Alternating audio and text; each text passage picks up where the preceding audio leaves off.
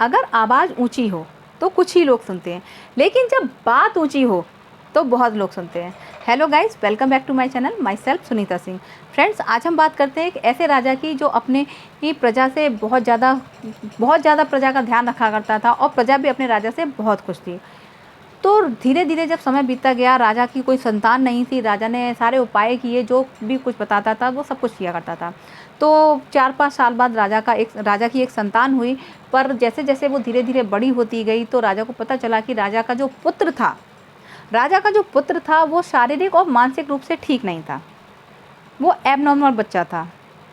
Abnormal बच्चा होने की वजह से राजा ये सोचता था कि मेरा बच्चा शारीरिक और मानसिक रूप से ठीक नहीं है, तो वो इस गद्दी को मेरे इस राज्य को कैसे चलाएगा।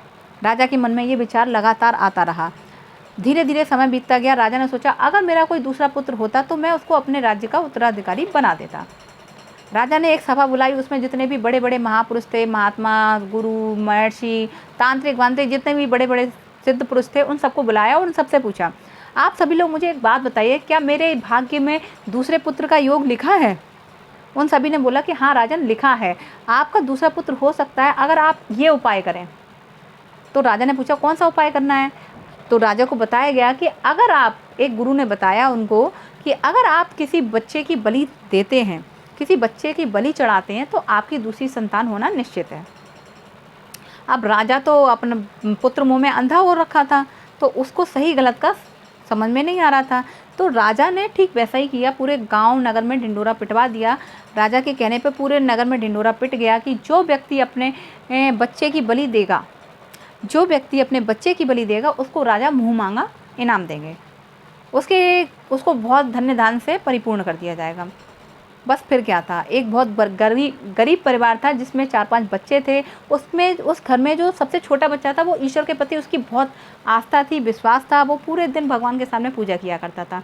उसके जो माँ बाप थे वो ये सोचने लगे कि ये वैसे भी तो घर में कुछ करता नहीं है, पूरे दिन निकम्मा सा बैठा, पूरे दिन ऐसे ही फालतू बैठा भगवान के सामने हाथ जोड़कर बैठा रहता है। अगर इसको हम राजा को दे दें, अगर इस बच्चे को हम राजा को दे दें तो हमारे तो दिन फिर जाएंगे और हम बहुत लखपति बन जाएंगे। तो उसने ऐसा ही किया। बाकी बच्चे उसके कमाते थे, लेकिन छोटा वाला बच्चा नहीं कमाता था, जिससे वो लोग दुखी रहते थे। उसने अपने बच्चे को राजा के पास भेज दिया। जब उसकी बलि देने का टाइम आया तो उस बच्चे ने बोला राजा को, राजा जी, मेरी बलि देने से पहले आप मेरी एक अंतिम इच्छा को पूरा करेंगे। तो राजा ने बोला, तुम्हारी अंतिम इच्छा बिल्कुल पूरी होगी, बताओ क्या है तुम्हारी अंतिम इच्छा। तो उस बच्चे ने एक बाल्टी मिट्टी मंगवाई। एक बाल्टी मिट्टी मंगवाने के बाद उसके सामने रख दी गई और उस बच्चे ने बोला कि अब आप सब लोग थोड़ा सा मुझे जगह दे दीजिए, मुझे कुछ करना है। तो वो करने लगा। तो उसने एक मूर्ति बनाई, फिर दूसरी मूर्ति बनाई, फिर तीसरी मूर्ति बनाई।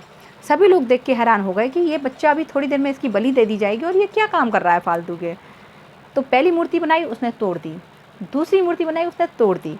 और जो तीसरी मूर्ति थी उसको उसने बिल्कुल भी नहीं तोड़ा। उसने उसके सामने पूजा की, हाथ जोड़ा, नमन किया और ईश्वर को याद किया। राजा ने पूछा, बच्चा एक बात बताओ बेटा एक बात बताओ, आपने पहली मूर्ति बनाई उसको तोड़ दिया, दूसरी मूर्ति बनाई उसको भी आपने तोड़ दिया, ऐसा क्यों किया। उस बच्चे ने जवाब दिया, राजन, ये जो पहली मूर्ति मैंने बनाई थी ये मेरे माँ बाप का प्रतिरूप था और मेरे माँ बाप ने चंद पैसों की खातिर मुझको त्याग दिया, मेरे प्राणों की रक्षा नहीं की। ये उनका दायित्व बनता था, उनका फ़र्ज़ बनता था कि वो अपने बच्चे की रक्षा करें, लेकिन उन्होंने ऐसा बिल्कुल भी नहीं किया, इसलिए मैंने उनको त्याग दिया। फिर राजा ने पूछा, और ये दूसरी मूर्ति। उस बच्चे ने जवाब दिया, राजन, ये दूसरी मूर्ति आपकी और इस सभा में बैठे सभी लोगों की है। ये उन सभी लोगों का प्रतिरूप है जिनको समझाना चाहिए था मेरे माँ बाप को कि मैं उनका बच्चा हूँ, मेरे साथ इस तरह का व्यवहार नहीं करना चाहिए, लेकिन किसी ने भी नहीं समझाया। और राजन, आप तो अपनी प्रजा का पूरा ध्यान रखते हैं, आप तो सब करता धरता है, आपको ईश्वर के समान लोग बाग मानते हैं, फिर भी आप मेरे प्राणों की बलि दे रहे हैं। आपसे मुझे ऐसी उम्मीद नहीं थी। प्रजा आपके लिए बच्चों के समान थी, पर आप अपने बच्चे के मुंह में आकर आप किसी और के बच्चे की बलि दे रहे हैं। राजा को अपनी गलती का एहसास हुआ। फिर राजा ने पूछा कि और ये तीसरी मूर्ति तुमने किसकी बनाई है। उस बच्चे ने बोला, ये तीसरी जो मूर्ति है वो मैंने ईश्वर की बनाई है। ये ईश्वर का प्रतिरूप है जिस पर मुझे सबसे ज़्यादा विश्वास है, क्योंकि मैं जानता हूँ जो होगा अच्छा होगा और अच्छे के लिए ही होगा। मुझे अपने ईश्वर पर बहुत विश्वास है।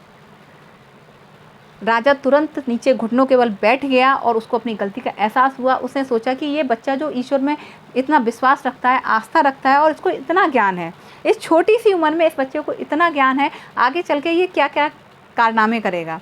राजा ने तुरंत उस बच्चे को अपना उत्तराधिकारी बनाया, अपने बच्चे के रूप में उसको स्वीकार किया, उसको गोद लिया और पूरे प्रजा के सामने उसने घोषणा कर दी कि आने वाले टाइम में मेरा उत्तराधिकारी ये बच्चा ही होगा।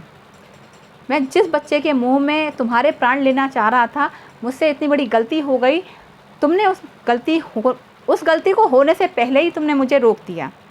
मैं तुम्हारा बहुत बहुत आभार व्यक्त करता हूँ। बस फिर क्या था, उस बच्चे ने राजा को स्वीकार किया और राजा ने उस बच्चे को स्वीकार कर लिया।